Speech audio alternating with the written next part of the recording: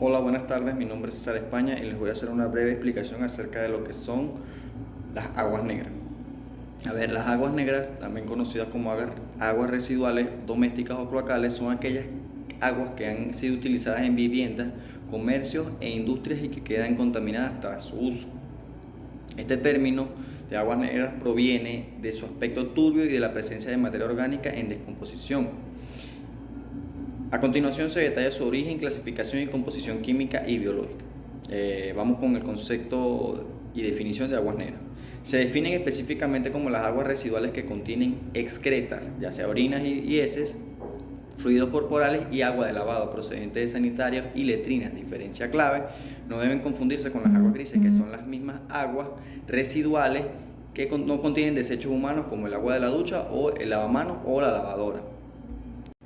Hola, buenas tardes, mi nombre es César España y les voy a hacer una breve explicación acerca de lo que son las aguas negras.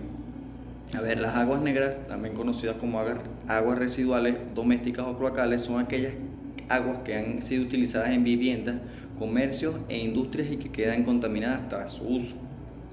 Este término de aguas negras proviene de su aspecto turbio y de la presencia de materia orgánica en descomposición. A continuación se detalla su origen, clasificación y composición química y biológica. Vamos con el concepto y definición de aguas negras. Se definen específicamente como las aguas residuales que contienen excretas, ya sea orinas y heces, fluidos corporales y agua de lavado procedente de sanitarios y letrinas. Diferencia clave: no deben confundirse con las aguas grises, que son las mismas aguas residuales que no contienen desechos humanos, como el agua de la ducha o el lavamanos o la lavadora. Muy bien, ahora hablaremos acerca del origen de las aguas negras. El origen de estas aguas es principalmente antropogénico, ya sea generado por la actividad humana y se clasifica según el lugar donde se producen. Como primer punto, origen doméstico, ya sea residencial, es la fuente principal, proviene de los inodoros, cocinas y baños de las casas. Incluye desechos fisiológicos como restos de comida, aceites de cocina y productos de higiene. Origen comercial e institucional. Estas aguas generadas en escuelas, oficinas, hospitales, restaurantes y centros comerciales. Su composición es similar a la doméstica, aunque los hospitales pueden aportar patógenos y medicamentos específicos. Por origen industrial, aunque muchas industrias tienen aguas residuales especiales, los servicios sanitarios de las plantas generan aguas negras comunes que se vierten a la red pública. Ahora voy con la composición de las aguas negras. De lo contrario a lo que parece simple vista, las aguas negras están compuestas por un 99.9% de agua pura y apenas un 0.1% de sólidos suspendidos y disueltos. Sin embargo, ese 0.1% es altamente contaminante y se divide en tres grandes categorías: lo que es materia orgánica, que es el componente principal de los desechos y el que consume el oxígeno del agua al descomponerse; proteínas y urea, provenientes de las heces y la orina, son las principales fuentes de nitrógeno; carbohidratos, azúcares, almidones y celulosa, papel higiénico o restos de comida; grasas y aceites, estas provenientes de la cocina y de jabones corporales, son difíciles de degradar y forman capas en la superficie. Ahora voy con la materia inorgánica, que esta representa un 30 o un 40% de los sólidos, como son nutrientes, como principalmente el nitrógeno y el fósforo derivados de la orina y detergente. En exceso causan eutrofización, crecimiento desmedido de algas que agota el oxígeno en ríos o lagunas. Sales y minerales como cloruros, sulfatos, carbonatos y sodio. Sólidos inertes como arena, tierra y sedimentos finos arrastrados durante el uso de esta agua. En estas aguas también tenemos componentes biológicos como son los microorganismos. Las aguas negras son un ecosistema masivo de microorganismos. Muchos de ellos son patógenos causantes de enfermedades como bacterias, como la Escherichia coli y Salmonella, utilizadas como indicadores de contaminación fecal. También encontramos virus como causantes de hepatitis, gastroenteritis, entre otros, como parásitos y protozoarios, que son huevos del minto, gusanos y quistes de Giardia o Cristosporidium, que tienen una alta resistencia en el ambiente. Muy bien, ahora continuando con el tema, voy a hablar acerca de los sólidos de las aguas negras. En el estudio y tratamiento de las aguas residuales, el análisis de los sólidos es uno de los parámetros más importantes. Aunque los sólidos solamente representan el apenas 0.1% del volumen total de las aguas negras, determinar su naturaleza, tamaño y comportamiento es fundamental para diseñar los sistemas de depuración como rejillas, tanques de sedimentación y filtros. Los sólidos de las aguas negras se clasifican principalmente bajo dos criterios: por su tamaño y retención físico y por su volatilidad, ya sea químico. Clasificación física, según su tamaño y capacidad de separación. Esta división se basa en cómo se comportan los sólidos físicamente dentro del agua y si pueden ser retenidos por un filtro estándar de laboratorio. Sólidos suspendidos totales.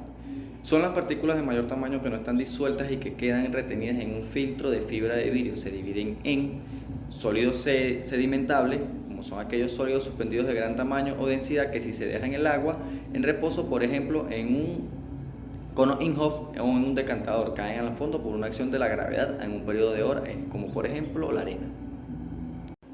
Sólidos no sedimentables o en suspensión fina son partículas tan pequeñas o ligeras que a pesar de estar suspendidas no caen al fondo fácilmente por gravedad debido a que las corrientes internas del agua superan su velocidad de caída.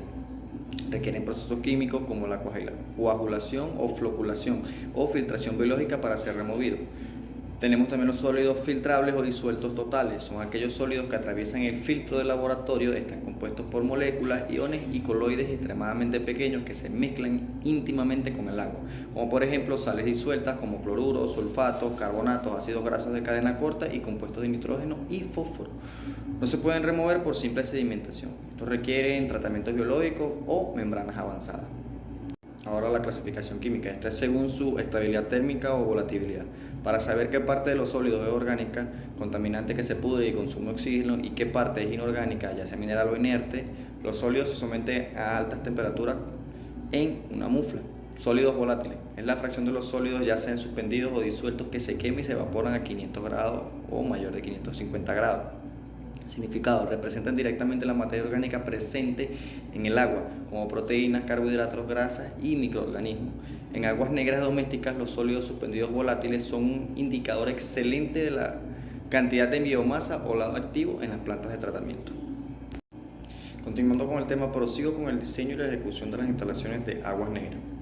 Combina la selección adecuada de las piezas sanitarias con un estricto cumplimiento técnico de las normativas de ingeniería hidráulica y sanitaria. Tipos de servicios sanitarios. Piezas sanitarias. Las piezas sanitarias se clasifican según su función y el tipo de residuo que reciben. Su diseño determina la cantidad de agua que descargan al sistema. Primero, servicios de agua de evacuación fecal, aguas negras estrictas, inodoros, excusados, son las piezas críticas del sistema. Tradicionalmente consumían entre 10 y 13 litros por descarga, pero los modelos eficientes actuales funcionan con 6 litros o menos, ya sea por sistemas de doble descarga para sólidos y líquidos. Tienen un sifón integrado urinario, utilizados principalmente en instalaciones comerciales o públicas, y su descarga es menor de 1 a 3 litros y están destinados exclusivamente a la evacuación de orina. Ahora con el servicio de lavado e higiene, aguas grises. Aunque inicialmente se consideran aguas grises, al unirse al colector principal se mezclan y forman el flujo de aguas negras. En esto tenemos lavamanos y duchas, que son piezas de uso continuo en baños, requieren sifones independientes para evitar el retorno de gases.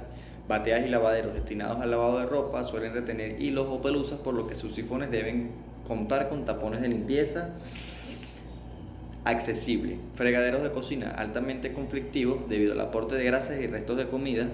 Las normas exigen un cuidado especial en sus diámetros y en entornos comerciales, el uso obligatorio de trampas de grasa antes de conectar con la red general. Diseños y normas en las instalaciones de aguas negras. El diseño de las redes internas de recolección se rige por principios físicos de flujo y gravedad y normativas técnicas nacionales como la histórica Gaceta Oficial número 4044, normas sanitarias y las especificaciones de la norma Covenin 656 para tuberías plásticas.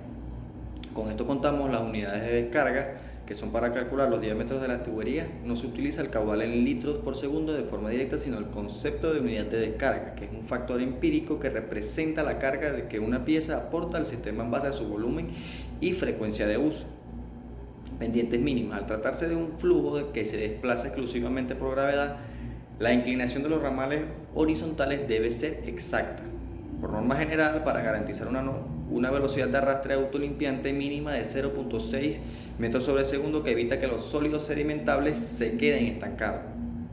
Las tuberías deben cumplir con las siguientes pendientes: diámetros menores o iguales a 4 milímetros, pendiente mínima del 2% de caída por cada metro lineal, y diámetros de 6 milímetros en adelante para que se permita reducir la pendiente hasta en un 1% según previa norma hidráulica.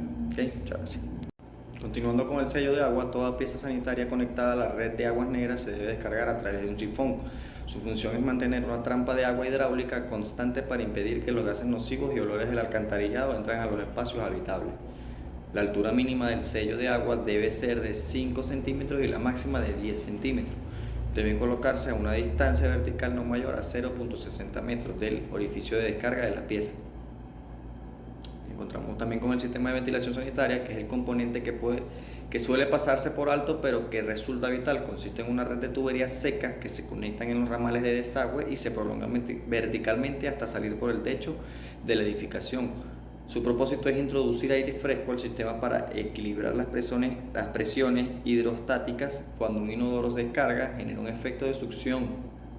Si no existiera el tubo de ventilación, esta succión jalaría el agua de los sifones cercanos, dejando la casa expuesta a los malos olores. Los bajantes de aguas negras se deben prolongar como tubo de ventilación primaria vertical con el mismo diámetro hasta el exterior.